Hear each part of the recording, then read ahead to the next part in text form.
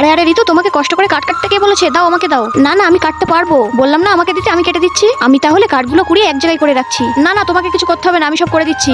বাবা গো, এই ভাঙা পা নিয়ে কি ঠিক করে কাজ করা যায়? আমি বললাম আমি কাটছি না, আমাকে দাও, আমি কেটে দিচ্ছি। এখন পায়ে ব্যথা শুরু হলো তো। আরে ধুর, তোমাকে বললাম না ভিতরে যেতে, এখানে দাঁড়িয়ে ফালতু ঝামেলা করো না তো। ধুর, ভালো লাগে না, আমি ভালো করতে গেলাম উল্টো আমাকেই বকছে। আরে ভাই, তুমি ভাবির সাথে এভাবে কথা বলছো কেন? ভাবি তোমাকে একটু সাহায্যই তো করতে চেয়েছিল, ভাবি মনে হয় মনে কষ্ট পেয়েছে। আরে আমি কি চাইবো তোর ভাবির হাতটা কেটে যাক? তুমি তো সেটা ভালোভাবে বলতে পারতে। আরে ও ভাবি, কোথায় যাচ্ছো? আমাকেও তোমার সাথে নিয়ে চলো। ভাবি তুমি রাগ করো না, ভাই একটু ওইরকমই, উপরে শক্ত কিন্তু ভিতরে খুব নরম মনের মানুষ। হ্যাঁ জানি তো, রাতুল আমাকে সবসময় আগলে আগলে রাখতে চাই, কিন্তু ওর কথা বলার ধরনটা একটু আলাদা। ভাবি আমার কাছে একটা প্ল্যান আছে, দেখবে ভাই নিজেই তার ভুলটা কেমন বুঝতে পারে। আচ্ছা ঠিক আছে, চলো আগে আমরা ঝিনুকগুলো কুড়িয়ে নিই। ও ভাবি, এই দেখো এখানে দুটো টাকি মাছের বাচ্চা। কই, কোথায় দেখি? তাই তো, এই মাছ দুটো আমরা বাড়ি নিয়ে গিয়ে পালন করবো। বন্ধুরা, আল্লাহকে ভালোবাসলে লাইক করো, আর যদি শয়তানকে ঘৃণা করো তাহলে চ্যানেলটা সাবস্ক্রাইব করো। আরে ভাবি, এটা তুমি কি করলে? আমি তোমাকে বললাম আদাটা কুচি কুচি করে কাটতে, আর তুমি এত বড় বড় করে কেটেছো। আরে লিনা, তোর ভাবির সাথে এভাবে কথা বলছিস কেন? তোমার কাছ থেকেই তো শিখেছি। তার মানেটা তো খুব সহজ। আজ সকালে ভাবির সাথে কেমন করে কথা বলছিলে, কিছু মনে পড়ছে তোমার? আমি তোর ভালোর জন্য বলছিলাম, তাই বলে তুইও তোর ভাবির সাথে এভাবে কথা বলবি? হ্যাঁ, এখন যেমন তোমার কথাগুলো শুনতে খারাপ লাগছে, ঠিক সেরকমই ভাবিরও তখন কথাগুলো শুনতে খারাপ লেগেছিল। লিনা, আমি আমার ভুলটা বুঝতে পেরেছি।